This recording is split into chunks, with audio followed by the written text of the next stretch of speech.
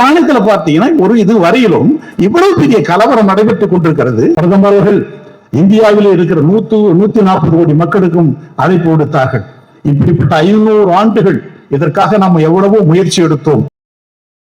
இவ்வளவு பெரிய நிகழ்ச்சியை தமிழகத்திலே ஒவ்வொரு ஆண்டும் தளபதியுடைய பிறந்த நாளாகட்டும், தலைவர் கலைஞருடைய பிறந்த நாளாகட்டும், எல்லாவற்றிலேயும் ஒரு புதுமையை செய்து கொண்டிருக்கிற நம்முடைய அருமை சகோதரர் சேகர் பாபு அவர்களுக்கு இந்த நேரத்திலே என்னுடைய நன்றியும் வணக்கத்தையும் தெரிவித்துக் கொள்வதில் மகிழ்ச்சி அடைகிறேன்.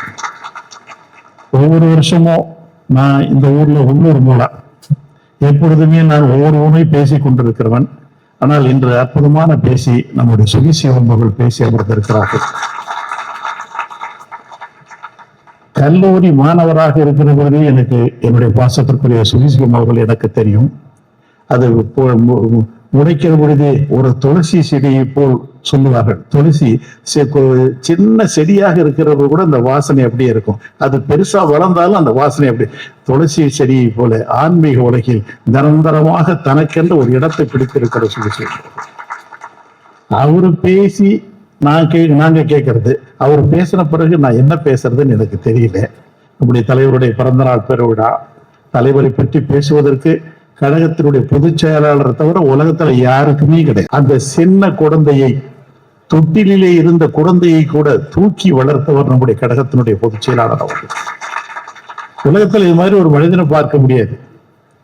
அதாவது மாற்று கட்சி நிழல் கூட தன் மீது விடாமல் கண்டதும் கொண்டதும் ஒரே தலைவன் என்று வாழ்ந்து கொண்டிருக்கிற நம்முடைய கழகத்துடைய பொதுச் செயலாளர். காலால் நடக்கும் உலகை தன் நாவால் நடந்த பெருந்தகை. அவர்கள் பேசணும், நாம கேட்கணும்.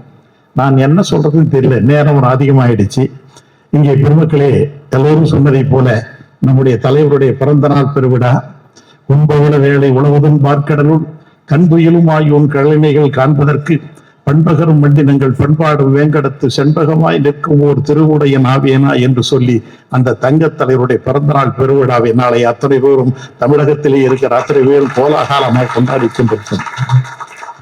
பொதிகைமலை காட்டுக்குள் பொறுமைநதி வீட்டுக்குள் எதுகைகளின் கூட்டுக்குள் இமை தரைந்து வளர்ந்த தலைவன், நதிவைகை நாட்டுக்குள் நடமுடிந்த ஏட்டுக்குள் பொடியாளும் நேரத்தில் புரளாத மகிழெல்லாம் வரியாளும் நேரத்தில் வரமாக தங்க தலைவருக்கு பிறந்த நாள் பெருவிழாவை நாளை நாம் கொண்டாட இருக்கிறோம். பெருமக்களே, வாய் செய்த புண்ணியம் கோடி, வழி செய்த புண்ணியம் கோடி.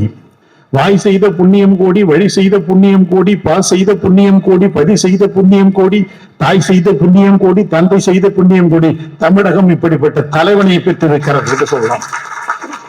காலை இளங்கதிரோ, கடலின் பெருமுடுக்கோ, வாழை குமரியவள் வண்ண திருவுருவோ, பாவின் சுவைகடலோ, பல்கமிழ் பாழ்கடலோ என்று சொல்லி எண்ணறிவில் எடுத்தறிவில் விண்ணறிவில் உன்னை தொட்ட பெருந்தகை நம்முடைய தலைவர் அவர்கள் விண்ணையும் மண்ணையும் உன்னையும் நேசித்துக் கொண்டிருக்கிற தங்க தலைவனுக்கு நாளைக்கு பிறந்த நாள் பெறாக கொண்டாடி கொண்டிருக்கிறோம்.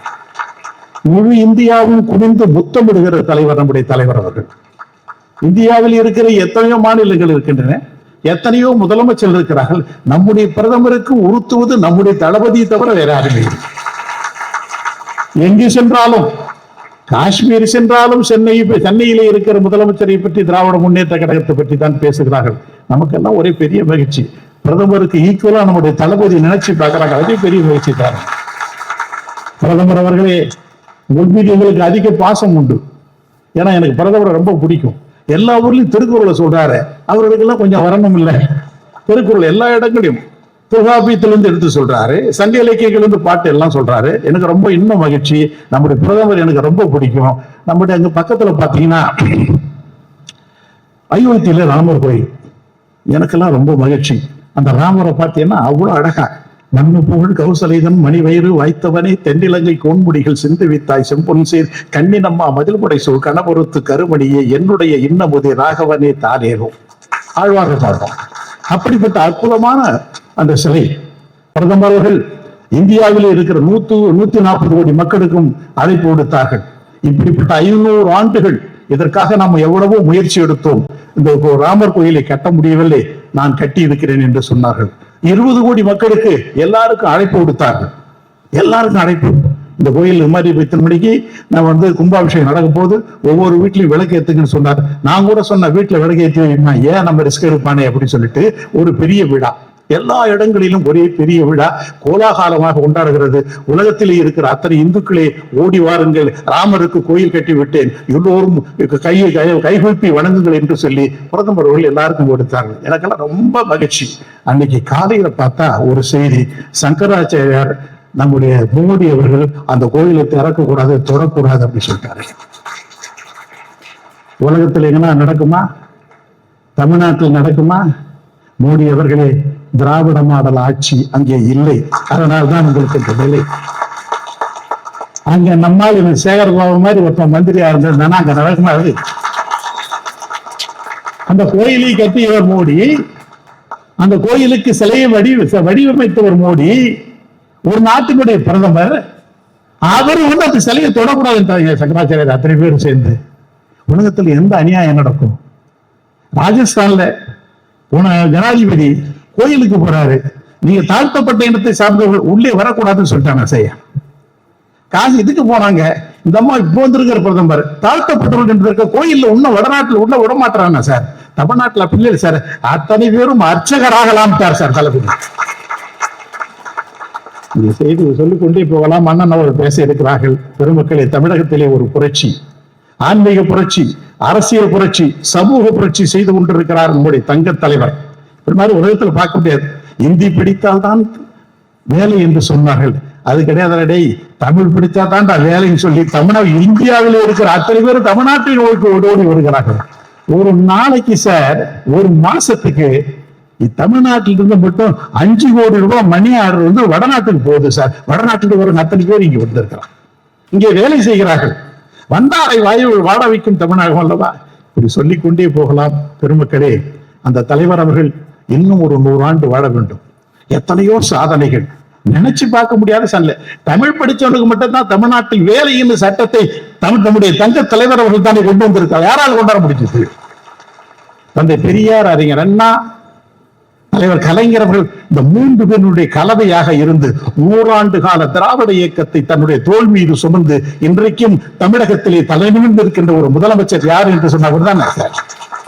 ஒரே நாடு ஒரே தேர்தல், ஒரே நாடு ஒரே தேர்தல் எங்க ஊர்ல செல்லாது, சட்டமன்றத்தில் தீர்மானம் கொண்டு வந்த ஒரே ஆள் தான் சொல்லிக்கொண்டே போகலாம். பெருமக்களே, நம்முடைய பொதுச் செயலாளர் அவர்கள் பேச இருக்கிறார்கள்.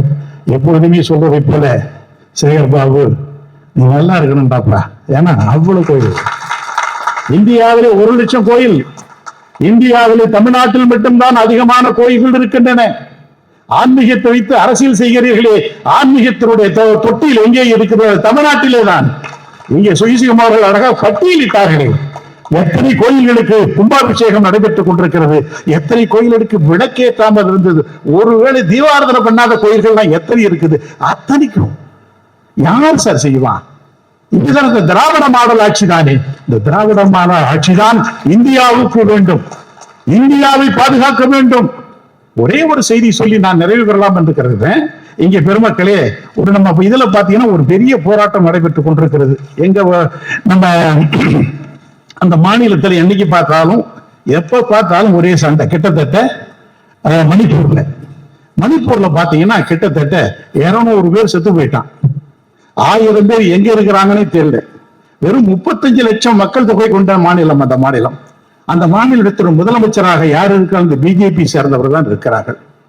அந்த மாநிலத்தில் பார்த்தீங்கன்னா ஒரு இது வரையிலும் இவ்வளவு பெரிய கலவரம் நடைபெற்றுக் கொண்டிருக்கிறது. அந்த கலவரத்தை ஒரு நாள் கூட நம்முடைய பாரத பிரதமர்களோ அல்லது அங்கே இருக்கிற அமைச்சர்களோ சென்று கூட பார்க்கவில்லை. அங்கே அப்படிப்பட்ட நிலை ஏற்பட்டவுடன் முதல் குரல் கொடுத்த ஒரே ஒரு தலைவன் நம்முடைய தளபதி அவர்கள் மட்டும்தான். ஆகவே மனித நேயம், திராவிட இயக்கம் என்பது, திராவிட மாடல் என்பது மனிதனை மதிக்க வேண்டும் என்ற ஒரு தாரக மந்திரத்தை நமக்கு தந்திருக்கிறார்கள். அந்த தாரக மந்திரத்தை தன்னுடைய இதயத்திலே சுமந்திருக்கிற அந்த தங்க தலைவர் இன்னும் ஒரு 100 ஆண்டு வாழ வேண்டும் என்று சொல்லி, பல்லாண்டு 1000 ஆண்டு, பல கோடி 100,000 ஆண்டுகள் வாழ வேண்டும் என்று சொல்லி வாய்ப்புக்கு நன்றி பாராட்டி விடைபெறுகிறேன். நன்றி, வணக்கம்.